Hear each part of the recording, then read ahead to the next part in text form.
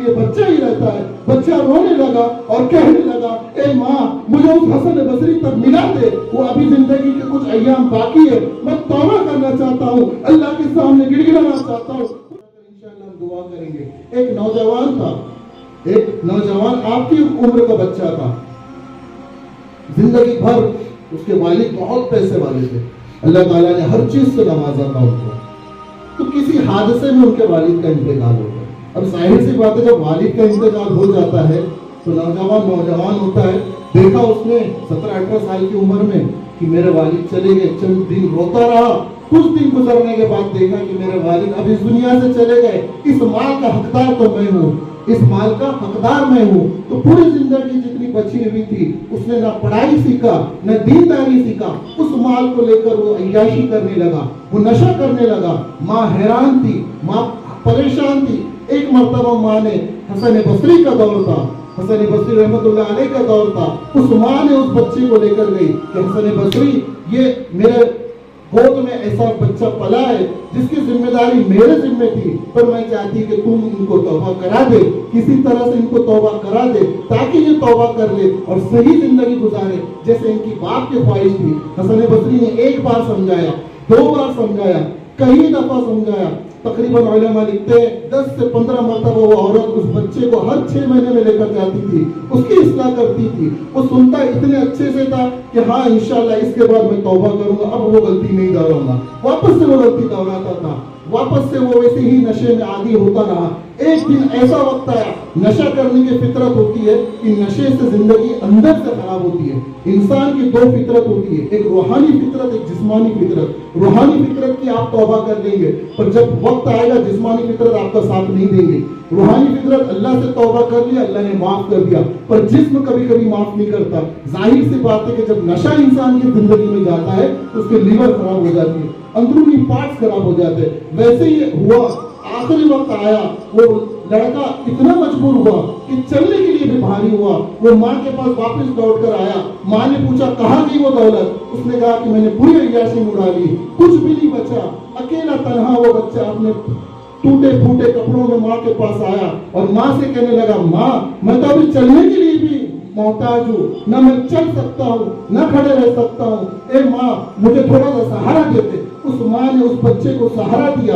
الحمدللہ وہ ماں ہوتی ہے, ماں کی جو تڑپ ہوتی ہے وہ اپنے اولاد کے لیے کبھی کمی کم نہیں ہوتی ہے. اس ماں نے اس بچے کو سہلایا, اس بچے پر رحم کیا اور اس بچے کا ذہن بنایا. اے بیٹے تو نے پوری زندگی تیری ڈال دی, پوری زندگی تو نے گناہوں میں ڈال دی, پوری زندگی تو نے نافرمانی میں ڈال دی, کیوں نہ اب آخری وقت آ گیا, اللہ سے توبہ کر لے, اللہ سے صلح کر لے, ابھی بھی وقت ہے کہ اللہ تجھے معاف کر دے گا. تو بچہ رونے لگا, وہ بچہ بچے کی طرح رونے لگا. بچہ کتنا بھی بڑا ہو جائے وہ اپنی ماں کے لیے بچہ ہی رہتا ہے. بچہ رونے لگا اور کہنے لگا اے ماں مجھے اس حسن بصری تک ملا دے, وہ ابھی زندگی کے کچھ ایام باقی ہے, میں توبہ کرنا چاہتا ہوں, اللہ کے سامنے گڑ گڑانا چاہتا ہوں. پوری زندگی میں نے ایسے ہی گزار دی, پوری زندگی میں نے نشے میں گزار دی, پوری زندگی میں نے عیاشی میں گزار دی. میں میرے باپ کا بھی حق ادا نہیں کر پایا, نہ میں میری ماں کا حق ادا کر پایا. اے میری ماں تو چلے جا حسن بصری کے پاس, ان سے میرے لیے التجا کر,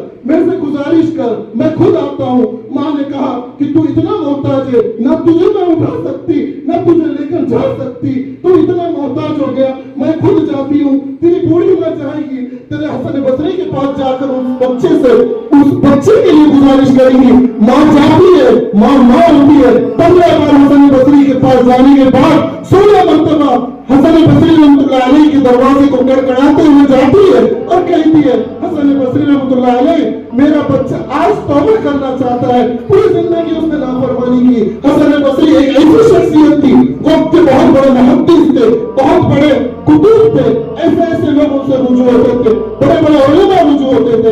ایسا وقت آیا کہ حسن بصری نے کہا میرے درس میں تو 1000 لوگ بیٹھے ہیں, تیرے بچے کو 10 سے 15 بار میں نے سنایا, تیرے بچے کو 10 سے 15 بار میں نے سمجھایا, وہ سمجھنے کے قابل نہیں ہے, نہ ہدایت اس کی نصیب میں ہے. میں نے کہا میرے بچے نے اور بھی گزارش کی, حسن بصری سے کہا کہ میری روح نکل جائے تو حسن بصری سے کہنا کہ میری جنازے کی نماز پڑھائے. ماں نے یہ التجا کی, حسن بصری غصے میں آ گئے. تو ماں ہے, ماں تو کیسے ایکسپٹ کر سکتی ہے, تو کیسے میرے سے یہ رکھ سکتی ہے کہ میں تیرے بچے کی نماز जनाजा पढ़ो, जो कि पूरी जिंदगी नमाज नहीं पढ़ा, जो कि पूरी जिंदगी फरमाबरदारी में नहीं डाला, जो अल्लाह को नाराज किया, उस शख्स की नमाज मैं कैसे पढ़ा सकता हूँ? मुझे माफ कर दे माँ, तू चले जा, मैं तेरे बच्चे की ना जनाजे की नमाज पढ़ा सकता हूँ, मैं उसकी तौबा कबूल कर सकता हूँ। माँ रोते हुए घर आई, बच्चा इंतजार में था कि कहीं हसन बसरी पीछे है।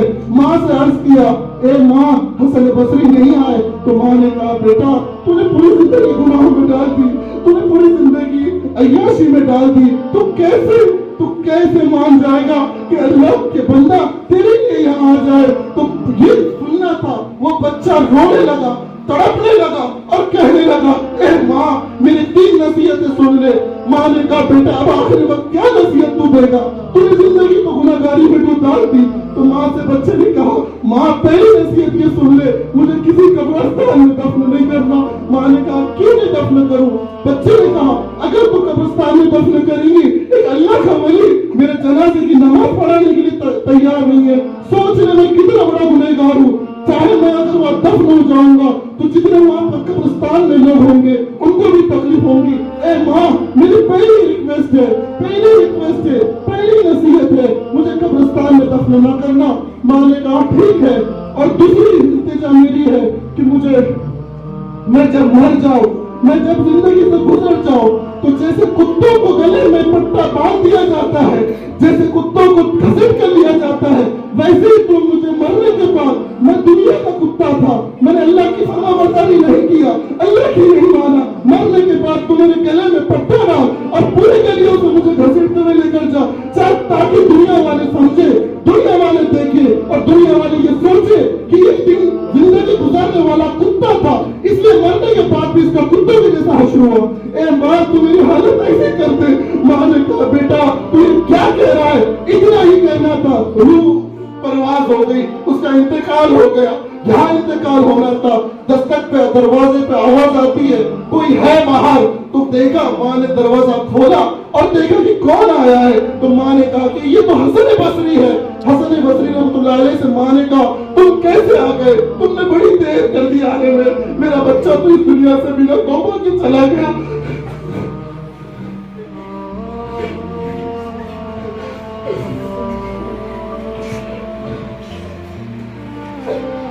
हसन बसरी ने कहा,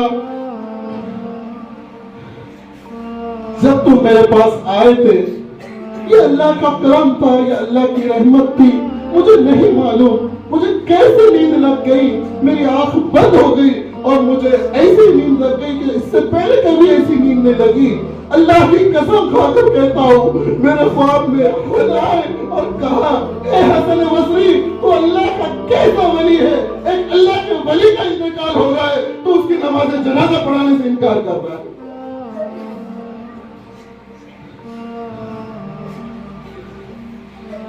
जो बात दिल से निकलती है असर रखती है, पर नहीं ताकत परवाज रखती है।